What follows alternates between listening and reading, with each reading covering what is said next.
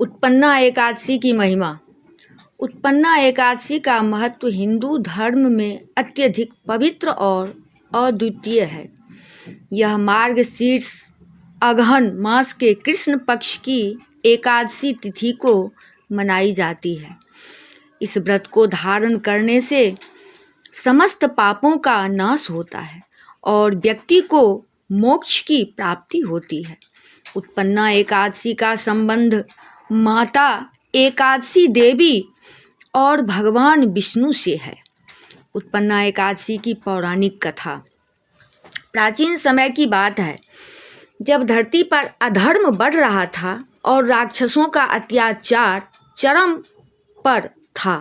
मूर नामक राक्षस अपनी शक्ति और अहंकार से देवताओं को परेशान कर रहा था। उसने स्वर्ग लोक पर आक्रमण कर इंद्र समेत सभी देवताओं को पराजित कर दिया।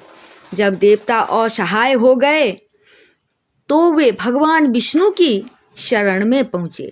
भगवान विष्णु ने मूर राक्षस का नाश करने का निश्चय किया और उसे युद्ध के लिए चुनौती दी।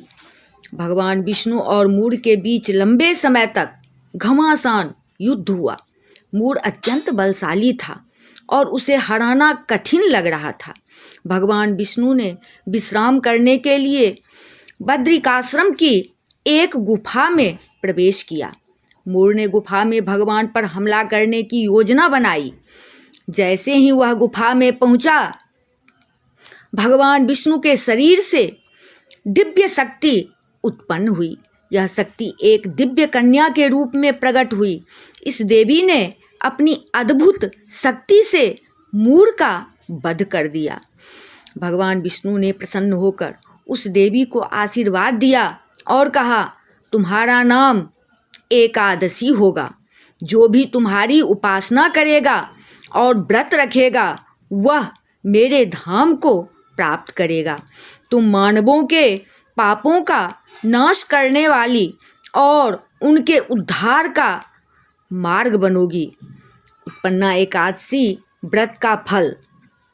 उत्पन्ना एकादशी का व्रत रखने से व्यक्ति के सभी पाप नष्ट हो जाते हैं। उसे सांसारिक कष्टों से मुक्ति मिलती है। मृत्यु के बाद उसे भगवान विष्णु के परम धाम में स्थान मिलता है। व्रत विधि। व्रत करने वाले व्यक्ति को दशमी तिथि से ही सात्विक आहार ग्रहण करना चाहिए। एकादशी के दिन प्रातः स्नान करके भगवान विष्णु का ध्यान करें। विष्णु सहस्त्रनाम या भगवत गीता का पाठ करें। पूरे दिन उपवास रखें और फलाहार करें।